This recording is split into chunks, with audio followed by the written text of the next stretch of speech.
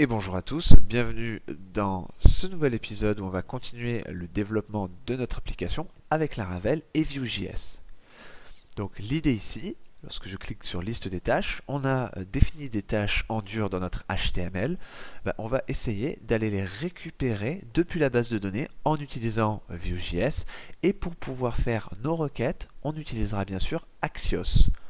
Axios, il est déjà intégré avec Laravel, donc ça va être relativement simple.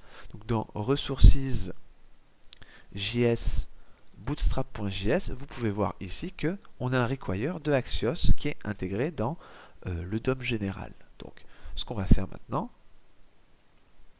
ça va être déjà se créer une base de données afin de se créer de fausses tâches. Donc je me rends dans ma base de données, je vais utiliser l'Aragon, donc par défaut j'ai ID SQL qui se met en route.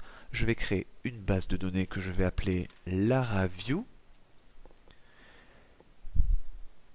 Et à partir de maintenant, je vais pouvoir renseigner au niveau de mon fichier d'environnement à la racine de mon projet, le .env, le même nom de base de données, donc LaraView, et je ne touche pas au username et au password. Bien sûr, à vous d'adapter les choses. Alors, on va se rendre maintenant dans le terminal et on va se créer un nouveau modèle, task, qui représentera une tâche avant de migrer la base de données. Donc je vais faire un coup de PHP artisan make .modèle et je vais l'appeler task. Je vais rajouter un drapeau "-m", histoire d'avoir accès à la migration et d'éditer un petit peu ma table, mais on va faire quelque chose d'extrêmement simple, hein, le strict minimum, puisque l'idée ici, ça va être pas non plus d'implémenter énormément de logique et énormément de données complexes, ça va être plutôt de voir comment utiliser Vue.js pour les bases d'une application. Donc ce que je vais faire, ça va être retourner dans app, et là j'ai un task.php. Donc impeccable, j'ai mon modèle, je vais aller éditer dans Database Migrations, le dossier ici que j'ai créé volontairement, qui est la migration, qui va me permettre d'éditer donc ma table. Donc ça c'est des choses que vous devriez connaître, je ne vais pas revenir dessus, sinon vous avez d'autres playlists et d'autres séries sur la chaîne pour apprendre davantage. Donc on va faire une chaîne de caractères, très bien. Donc ça sera un string et on va l'appeler tout simplement name, ça sera le nom de nos différentes tâches. Parfait. Je vais revenir sur mon terminal et ici je vais faire un coup de PHP artisan et je vais faire migrate pour migrer ma base de données. Impeccable. Donc maintenant je vais revenir sur LaraView, je vais réactualiser et là j'ai mes différentes tables. Donc ce qu'on va faire de façon très rapide, très succincte, c'est se créer juste deux ou trois tâches. Donc je vais insérer une ligne. On va ici l'appeler faire du ménage par exemple. D'accord, voilà. On va en créer une autre. Ça va être apprendre Vue.js, pourquoi pas. Ensuite, je vais insérer une autre tâche, ça sera laver la voiture. Voilà. Et ça sera tout. C'est juste à titre d'exemple. Maintenant, on va essayer de récupérer ces données-là pour les afficher dans notre application. Et non plus maintenant afficher des tâches qu'on avait mis en dur. Donc, je vais fermer ID SQL, l'Aragon, ma migration, ainsi que mon modèle. Donc déjà, on va avoir besoin d'un contrôleur. Et ensuite, on va créer des routes avant de pouvoir éditer notre composant. Donc je vais réouvrir mon terminal, faire PHP artisan make controller et je vais l'appeler sobrement task controller. Je vais rajouter le drapeau "-r pour qu'il crée les ressources. Alors ici il y a deux L à controller. Voilà. Donc maintenant dans app http controllers, j'ai mon task controller à ce niveau-là. D'accord, il m'a déjà mis des fonctions. Donc pour l'instant, nous, on va juste utiliser la fonction index. Donc la fonction index va tout simplement envoyer nos tâches. Donc l'idée, ça va être de récupérer toutes ces tâches. On va se créer une variable tasks. Et ensuite, on va appeler notre modèle task. Donc ici, on n'oublie pas de faire un use app /task. Maintenant, on va faire 2.2.all, histoire de récupérer toutes nos tâches qui sont maintenant stockées ici dans cette variable. Et enfin, on va retourner tout simplement une réponse, et je vais préciser ici que c'est du JSON, parce que c'est le format qu'on utilise en règle générale quand on interagit de cette façon-là, et je vais tout simplement envoyer tasks, et je peux renvoyer un statut ici, donc j'ai l'autocomplétion, enfin pas l'autocomplétion, mais j'ai l'affichage de ma fonction JSON qui est détaillée là grâce à mon VS Code, et je vois que je peux préciser un statut, donc je vais préciser un statut à 200, mais je crois que il est par défaut ici à 200. Donc si vous voulez forcer un autre statut, vous faites ce que vous voulez. Nous, on n'a pas besoin de repréciser autre chose à ce niveau-là.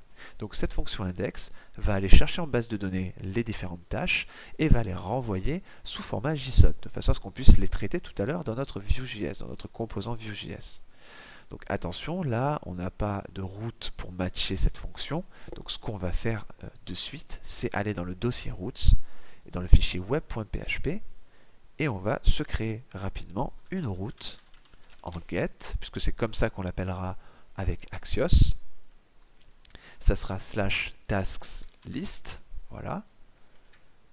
Et ensuite, on va ici appeler notre task controller, et ça sera la fonction index. Impeccable. Donc maintenant qu'on a mis ça en place, on va aller éditer notre composant. Donc ce que je vais faire, c'est fermer tout ça. Je vais aller dans Resources, JS, Components, et ici on a notre fameux Task Component. Donc une première chose à faire, ça va être ici appeler une fonction qui s'appelle created.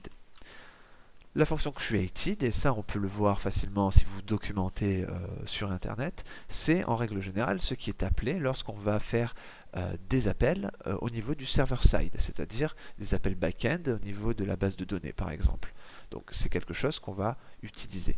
Donc on a dit qu'on utilisait Axios, pas de souci. Axios est déjà présent au sein de notre framework, donc on peut faire tout simplement Axios.get, puisque si vous vous rappelez, on avait créé notre lien avec le verbe get, et ensuite, c'est pas compliqué, étant donné que nous on est sur laraviewtest, on va appeler la http://laraviewtest, et ici on avait dit qu'on avait créé une route qui était tasks list de cette façon. Donc je vais juste vérifier au niveau du web.php, on a bien tasks list, impeccable. Donc il faut que ce soit raccord. Ensuite, je vais appeler la fonction response. Donc la fonction response, c'est une promesse, et à l'intérieur, elle va attendre de façon asynchrone. Donc il y a plein de choses qui vont se dérouler lorsque le composant va être appelé, et entre-temps, il y a une promesse qui va être faite à la base de données, et cette promesse va attendre des datas qui sont les données en base de données, c'est-à-dire nos tâches. En l'occurrence, ce qui va être renvoyé par cette URL-ci. Donc, dans le cas où on aurait une erreur, on aurait catch qui serait appelé. Donc, dans le cas où on a la réponse, on va faire une fonction fléchée. On va dire response, et là on ne sait pas trop quoi faire parce qu'on va récupérer les datas et on va préférer les afficher. Mais avant de les afficher, il va falloir les stocker. Donc si vous êtes un petit peu familiarisé avec l'orienté objet, vous pouvez faire un this tasks et vous pouvez dire que ce tasks-là serait égal à response, tout simplement. Alors, on a le droit de faire ça à condition, ici, de définir une propriété data qui doit être une fonction, attention sinon ça ne fonctionnera pas, et cette fonction data retournera du coup un tableau, et au sein un objet, et au sein de cet objet on pourrait dire on a un tasks qui est un objet vide de cette façon là. Et si on écrit ça de cette façon, ça veut dire je vais stocker des données, donc je retourne un objet, et parmi ces données, j'ai un objet vide, voilà, qui s'appelle tasks, et je peux y accéder dans mon composant Vue.js en faisant this tasks. De cette façon, lorsque je fais appel avec ma requête Axios à mon URL-ci, eh ben, je peux aller stocker tranquillement mes données dans ce tableau-là, en faisant un thistasks égale response. Alors si vous faites un console.log de response, vous allez voir que vous avez plein de choses, comme par exemple le statut, vous pouvez le récupérer comme ça, en l'occurrence ça serait 200 s'il n'y a pas eu de souci, mais nous ce qu'on va vouloir récupérer c'est les datas. Donc je vais vous épargner tout simplement le passage où je fais un console log, etc. Vous pouvez tout simplement faire un console log directement au niveau de votre created et puis inspecter les différentes choses comme ça, à ce niveau-là. Donc dans votre response, vous pouvez faire un console log ici de response et là vous pouvez regarder tranquillement ce qu'il y a. Donc moi je vous dis de suite que les datas sont récupérées dans response.data. Donc l'objectif ça va être tout simplement de les stocker de cette façon-là, voilà, dans notre attribut task. Voilà. Et si on a une erreur, eh ben, on va appeler la fonction error et on va faire un console.log de l'éventuelle erreur. Très bien. Donc au niveau de notre requête Axios, eh bien c'est quelque chose qu'on a déjà mis en place. C'est un peu plus simple. Au niveau des données, on a stocké ce qu'on veut éventuellement stocker. Parfait. Et maintenant, il ne nous reste plus qu'à faire une boucle. Alors pour faire une boucle, c'est pas compliqué. Au lieu de faire un for each comme on l'aurait fait en temps normal avec PHP, eh ben, tout ce qu'on va vouloir faire, c'est venir au niveau du tag qu'on veut itérer plusieurs fois, qu'on veut répéter, sur lequel on veut tout simplement boucler, et on va faire un vfor, et on va lui dire, dedans, je veux boucler avec tout simplement les données qui sont censées être remplies, qui seraient task. Donc on va dire task in tasks. Alors là, il me souligne tout simplement parce qu'il me précise qu'il a besoin de préciser une clé. Donc cette clé, on va la préciser en faisant $key et on va dire que ça sera task id. Donc la clé définie, c'est l'id. En règle générale, c'est ce qui se passe. Et donc de cette façon-là, on va boucler sur nos différentes tâches. Et ensuite, c'est un petit peu comme Blade, si vous connaissez. On va tout simplement faire un task, point, et on pourrait récupérer l'id ou n'importe quoi qu'on a envoyé dans nos données. Donc nous, on avait créé un name, donc si je fais task name, il va logiquement m'appeler le nom de la tâche sur laquelle il aura bouclé. Donc je vais enregistrer maintenant mon composant, et on va retourner sur le terminal. On va bien sûr ne pas oublier de recompiler les choses. Donc on va faire un coup de npm run dev. J'aurais pu lancer le npm run watch depuis le début, mais on fait les choses ensemble. Et on va revenir après sur notre navigateur pour voir si les choses se sont bien passées. Donc a priori, il n'y a pas d'erreur. On va revenir sur notre application. Je vais réactualiser. Et là, j'ai rien qui s'affiche. Donc c'est normal, je vais cliquer sur liste des tâches, donc je n'ai rien. Donc on va examiner l'élément et voir où est l'erreur. On va aller dans console. Et là, il me dit que response n'est pas une fonction. Donc si on jette un coup d'œil, effectivement, dans la documentation, en tapant Axios Vue.js, on va récupérer la page utiliser Axios pour consommer des API, ce qui va nous permettre de voir un petit peu où était l'erreur. Alors effectivement, j'avais utilisé la fonction response, mais en fait non. C'est la response, c'est la fonction fléchée qui est utilisée ici. Normalement, lorsqu'on fait une promesse, c'est zen.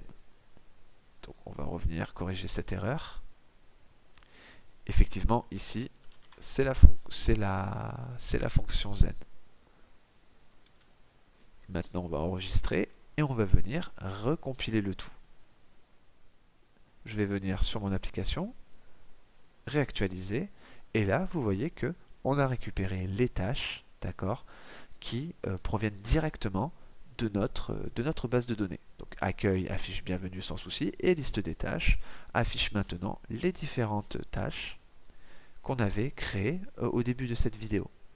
Donc voilà comment faire une requête en get avec Axios pour notre composant et afficher des données depuis la base de données.